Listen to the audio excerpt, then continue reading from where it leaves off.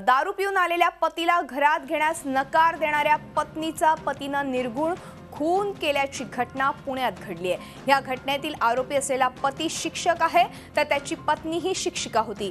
धक्कादायक बाब म्हणजे आपल्या 12 वर्षांच्या मुलासमोर ह्या शिक्षकाने त्याच्या पत्नीचा खून केलाय। पुण्याच्या वानवडीमध्ये ही घटना घडलेली आहे। रविवारी पहाटेच्या सुमारास ही घटना घडली। स्नेहा कदम असं खून झालेल्या शिक्षिकेचं नाव आहे। तिचा पती सुनील कदमला पोलिसांनी या प्रकरणी अटक केली आहे। सुनीलने स्नेहाचा चाकूने भोसकून खून केल्याची माहिती पोलिसांनी दिली आहे।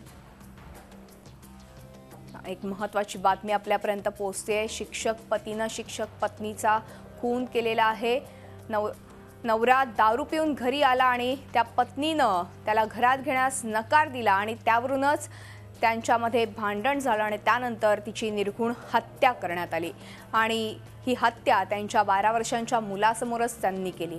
आणि एकूणच आपण ह्याच संदर्भात अधिक माहिती घेणार आहोत आमचे प्रतिनिधी अरुण मेहत्रे यांच्याकडून।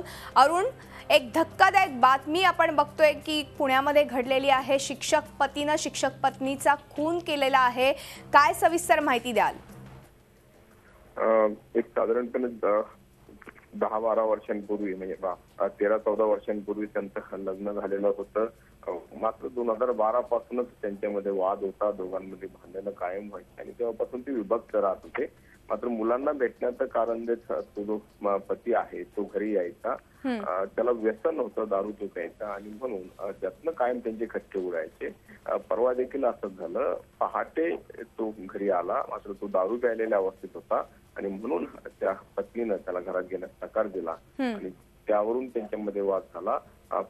त्या सगळ्या रागाच्या भरात किंबहुना नियोजनपूर्वक त्या शिक्षकानं जे आहे पत्नीचा खून केला। त्यांनी त्याच्या खिशात चाकू आणला होता आणि ते चाकू भोसकून त्यांनी पत्नीचा खून केला। धक्कादायक बाब म्हणजे की मुलासमोर हा सगळा प्रकार घडला।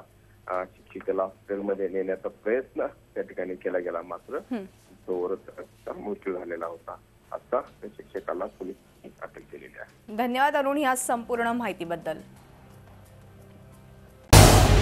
झी 24 तास रहा एक पाऊल पुढे।